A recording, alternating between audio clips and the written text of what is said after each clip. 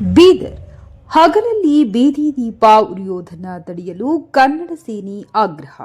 ಬೀದರ್ ಜಿಲ್ಲೆ ಚಿಟಗುಪ್ಪ ತಾಲೂಕಿನ ಪ್ರತಿಯೊಂದು ಗ್ರಾಮಗಳಲ್ಲಿ 24 ಗಂಟೆ ಉರಿಯುತ್ತಲೇ ಇರುವ ಬೀದಿ ದೀಪಗಳು ತಡೆಯಬೇಕೆಂದು ಕನ್ನಡ ಸೇನೆ ಪದಾಧಿಕಾರಿಗಳು ತಾಲೂಕು ಪಂಚಾಯತ್ ಅಧಿಕಾರಿಗಳಿಗೆ ತಪ್ಪಿತಸ್ಥರ ವಿರುದ್ಧ ಕ್ರಮ ವಹಿಸುವಂತೆ ಆಗ್ರಹಿಸಿದ್ದಾರೆ. ಇದರಿಂದ ರೈತರಿಗೆ ವಿದ್ಯುತ್ ಅಭಾವ ಆಗುತ್ತಿದೆ. ಆದ್ದರಿಂದ ಶೀಘ್ರದಲ್ಲಿ ಸಮಸ್ಯೆ ಬಗೆಹರಿಸಬೇಕು, ಇಲ್ಲದಿದ್ದರೆ ಉಗ್ರ ಹೋರಾಟ ಮಾಡುವುದಾಗಿ ತಿಳಿಸಿರುತ್ತಾರೆ. ಕನ್ನಡ ಸೇನೆ ತಾಲೂಕು ಅಧ್ಯಕ್ಷ ಪವನ್ ಪೂಜಾರಿ ನೇತೃತ್ವದಲ್ಲಿ ಮನವಿ ಸಲ್ಲಿಸಿದರು. ವರದಿ ಶ್ರೀಮಂತರಾವ್ ಇಂಚೂರಿ, ನ್ಯೂಸ್ 25 ಬೀದರ್.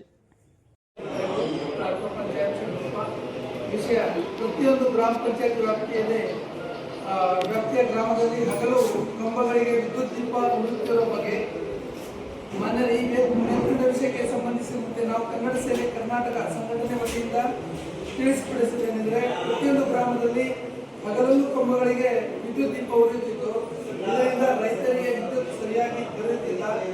ಅತಿ ಶೀಘ್ರವಾಗಿ ಹಗಲಲ್ಲಿ ಉರಿಯುತ್ತಿರುವ ವಿದ್ಯುತ್ ದೀಪಗಳು ಸಂಪೂರ್ಣವಾಗಿ ಒಂದು ವಾರದಲ್ಲಿ ಬಂದ್ ಮಾಡಿಸಬೇಕು.